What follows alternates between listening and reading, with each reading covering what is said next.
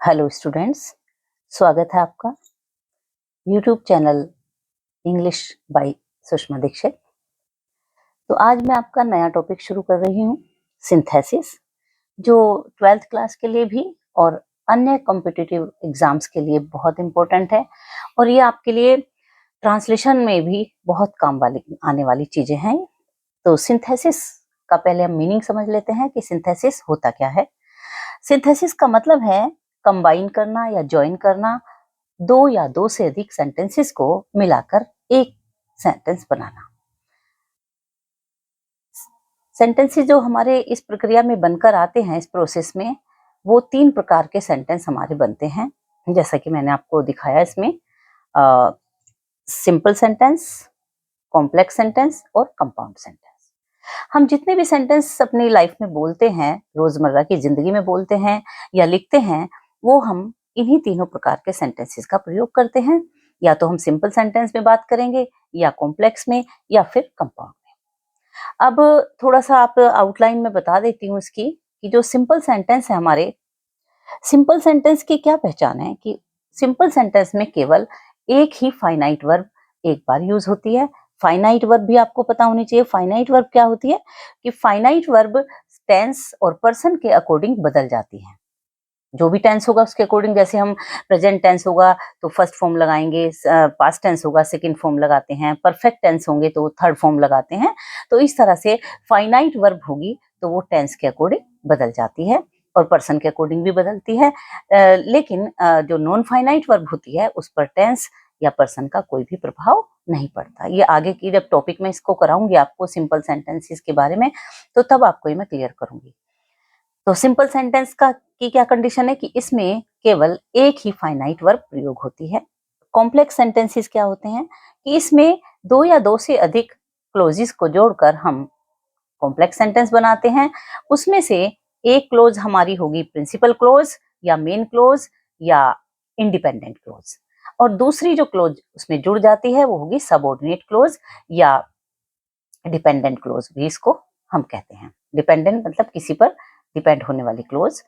और क्लोज क्या होती है? क्लोज एक पार्ट ऑफ सेंटेंस ही होता है। सेंटेंस की तरह ही इसमें एक सब्जेक्ट भी होगा, वर्ब भी होगी और ऑब्जेक्ट भी होगा। लेकिन ये क्योंकि इनकम्प्लीट होता है, इसको जब तक हम प्रिंसिपल क्लोज में नहीं जोड़ते तो इसका कोई भी कंप्लीट मीनिंग नहीं आता है।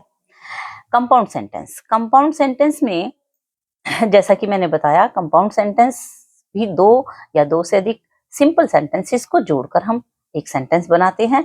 तो इसमें क्या होता है कि जैसा कि नाम है कंपाउंड करना, इसमें आप देखेंगे कि एक कोऑर्डिनेटिंग कंजंक्शन से हम जोड़कर जो क्लोज बनाते हैं, दो सेंटेंसेस के बीच में कोऑर्डिनेटिंग कंजंक्शन आएगा और वो जो बनकर आता है सेंटेंस, वो हमारा कंपाउंड सेंटेंस होता है। और ये दोनों ही जो क्लोजेस हैं इंडिपेंडेंट होती हैं, इनका अपना कंप्लीट मीनिंग अलग अलग भी होता है। और इन तीनों में ये सबसे जो आसान है, ये कंपाउंड सेंटेंस ही होता है। ये बच्चे जल्दी समझ लेते हैं। जैसे मैंने एक सेंटेंस, 3 सेंटेंस दिए हैं इसमें, he went to Agra to see the Taj. तो इसमें केवल एक फाइनाइट वर्ब है, ये वेंट, वह आगरा गया क्या करने? ताज देखने। तो ये जो टू सी है ये इसमें नॉन फाइनाइट वर्ब है। आगे मैं नॉन फाइनाइट वर्ब के द्वारा जब मैं सिंपल सेंटेंस करने बताऊंगी आपको, तब ये क्लियर हो जाएगा आपको। कॉम्प्लेक्स सेंटेंस की पहचान देखो, मैंने एक ही सेंटेंस से बना दिया है, he went to Agra because he wanted to see the Taj. तो ये बिकॉज से जुड़ गया, और बिकॉज सबऑर्डिनेटिंग कंजंक्शन के अंतर्गत आता है, तो इससे हमने ये कॉम्प्लेक्स सेंटेंस बना दिया। थर्ड प्रकार का जो कंपाउंड है, he went to Agra and he saw the Taj, तो ये मैंने एंड से जोड़ दिया। तो इसमें ये कंजंक्शन ही कॉम्प्लेक्स और कंपाउंड में आपको डिफरेंशिएट करते हैं। आप इसे अलग अलग बता सकते हैं कि ये कॉम्प्लेक्स सेंटेंस है या सिंपल, ये कॉम्प्लेक्स है या कंपाउंड सेंटेंस है। अब देखिए, क्योंकि सिंपल सेंटेंस जब हम बनाएंगे, हम एक एक वीडियो में बना दूंगी इनकी, तो सिंपल सेंटेंस बनाने के लिए हमें ये सारे, हमें कम से कम 8 रूल्स हमें देखने पड़ेंगे। इनमें से 1-2 रूल तो बहुत बड़े बड़े हैं, बट कुछ तो बहुत ही छोटे हैं। जैसे बाय यूजिंग पार्टिसिपल, पार्टिसिपल का प्रयोग करके भी हम सिंपल सेंटेंस बना सकते हैं। पार्टिसिपल क्योंकि एडजेक्टिव का काम करते हैं वो, और वर्ब से ही बनाए जाते हैं। तो मैं इनका जब पूरा कंप्लीट आपको जब भी तभी नॉलेज होगी जब मैं इसको एक्सप्लेन करूंगी अकॉर्डिंग टू। तो मैं ये आपकी जो पहली वीडियो बनाऊंगी इसकी बाय यूजिंग पार्टिसिपल ही बनाऊंगी। बाय यूजिंग इन्फिनेटिव, ये भी नॉन फाइनाइट का ही एक पार्ट है। बाय यूजिंग जेरेंड और नाउन, नाउन या जेरेंड का प्रयोग करके, और जेरेंड और इन्फिनेटिव दोनों ही एक ही काम करते हैं, लेकिन इनकी जो फॉर्मेशन है वो अलग अलग होती है। इन्फिनेटिव में वर्ब की फर्स्ट फॉर्म जो बेस फॉर्म होती है उससे पहले हम टू लगा देते हैं, और जेरेंड में बेस फॉर्म में आईएनजी फॉर्म लगा देते हैं। तो ये हम इन्फिनेटिव को और जेरेंड को वर्बल नाउन भी कह सकते हैं, और ये जो पार्टिसिपल है ये वर्बल एडजेक्टिव कहलाते हैं। नेक्स्ट आ गया आपका by using case in a position. ये बहुत आसान है, बहुत ही ईजी है ये। फिफ्थ नंबर पे बाय यूजिंग एडवर्ब और एडवर्बियल फ्रेज।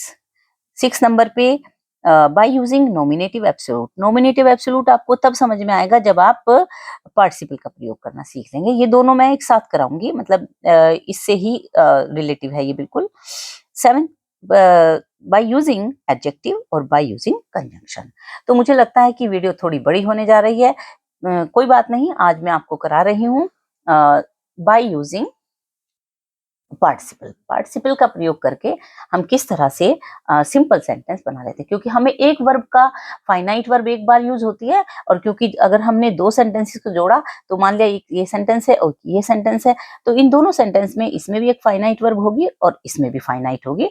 जब हम पार्टिसिपल का प्रयोग करेंगे तो ये एक ही इसमें फाइनाइट वर्ब यूज हो रही है। देखिए एग्जाम्पल से सारा आपको एकदम क्लियर हो जाएगा।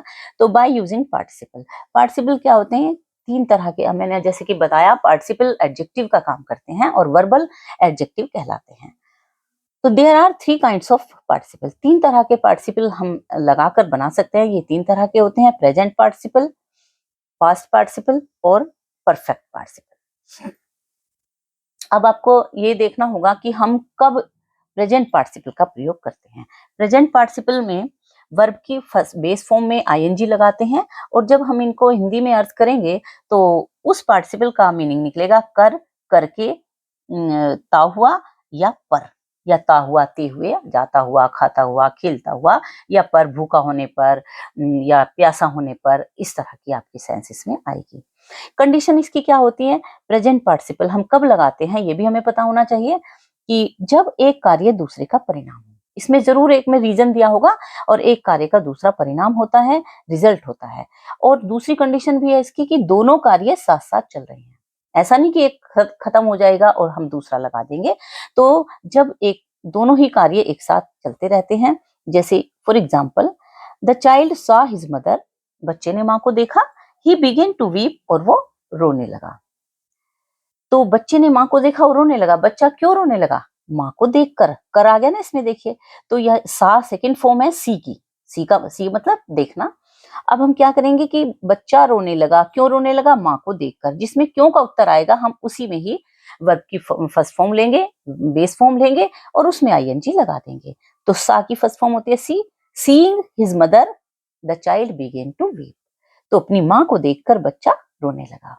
अब दूसरी तरह का मैंने बताया था, I was hungry I took food, मैं भूखा था मैंने भोजन लिया। तो मैंने भोजन क्यों लिया, भूखा होने पर, ये भी इसका परिणाम भी है, और मैं भूखा भी हूँ और साथ साथ भोजन भी ले रहा हूँ।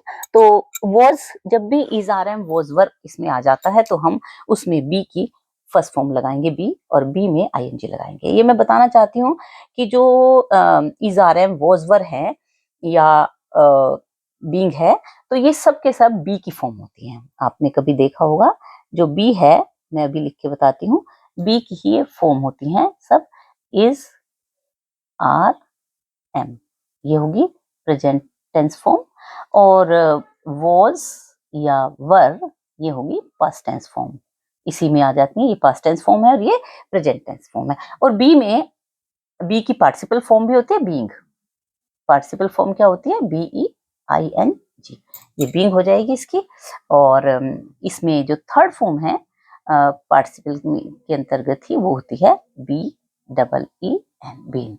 तो ये आपको बहुत काम आने वाली चीज है ये। इसमें देखिए मैंने अगर यहाँ पर इज आर एम या वॉज वर आता है और पार्टिसिपल का प्रयोग करना पड़ रहा है, तो क्योंकि सब्जेक्ट सेम है, दोनों के कॉमन है, तो हम एक ही सब्जेक्ट ले आएंगे। और यहाँ पर हम वॉज वर हो या इज आर एम हो, कुछ भी हो, आप यहाँ पर BEING बीइंग लगाएंगे। बीइंग का मतलब होने पर, और वॉज का मतलब भी होना ये था। तो being hungry I took food, ये आपने प्रेजेंट पार्टिसिपल में ये दूसरी प्रकार का है, जिसमें मैंने पर बताया था ना, इन मीनिंग पर आएगा जहां पर। थर्ड टाइप का इसमें, Kavita went out she was weeping. Kavita बाहर गई और वो रो रही थी। तो कविता कैसे गई बाहर? रोते हुए। कविता वेंट आउट वीपिंग, कविता गई बाहर रोते हुए, जाते हुए। आई saw a boy he was weeping, I saw a boy weeping. He came in he was laughing, तो ही केम इन लाफिंग, वो अंदर आया क्या करते हुए? हंसते हुए।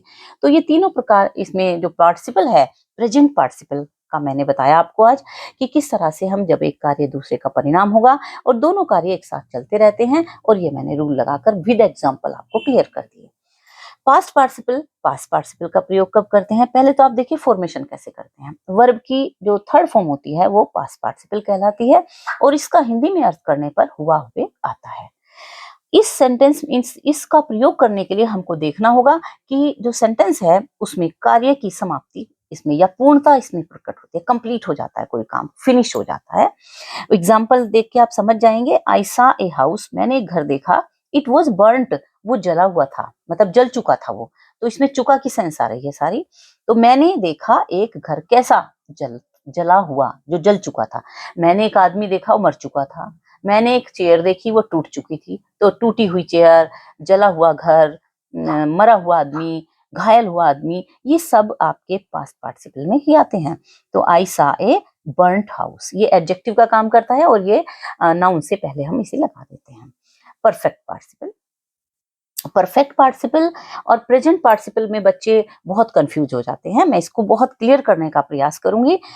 परफेक्ट पार्टिसिपल में पहले आप फॉर्मेशन समझिए कि कैसे हम जब भी कोई भी वर्ब होगी तो हम उसको देखकर उसमें हैविंग प्लस वर्ब की थर्ड फॉर्म लगा देंगे, या पैसिव वॉइस में होगा तो हैविंग बीन प्लस वर्ब की थर्ड फॉर्म लगाएंगे, और इसका हिंदी में अर्थ करने पर बाद या पश्चात आता है। बाद या पश्चात का मतलब आफ्टर की सेंस देता है ये। इसमें भी कंडीशन है बच्चों कि एक कार्य पूरी तरह से समाप्त हो जाता है, फिर दूसरा कार्य आरंभ होता है। दोनों कार्यों के बीच में कुछ समय का अंतराल रहता है। टाइम पीरियड इसमें बिल्कुल एक साथ दोनों काम नहीं चल सकते। पहले एक काम पूरी तरह खत्म होगा, फिर दूसरा शुरू होगा। फॉर एग्जाम्पल, जैसे मैंने इसमें एग्जाम्पल दिया है कि I finished my work, I went to school. तो मैंने काम खत्म कर लिया, मैं फिर स्कूल गई। तो काम दोनों साथ साथ नहीं होंगे, पहले मैं काम खत्म करूंगा, फिर मैं स्कूल गया। तो हैविंग, मैंने देखा ये सेकंड फॉर्म है यहाँ पर, तो आप इसकी जगह क्या ले आएंगे? Having finished my work I went to school. Meaning क्या निकला कि काम खत्म करने के पश्चात मैं स्कूल गया।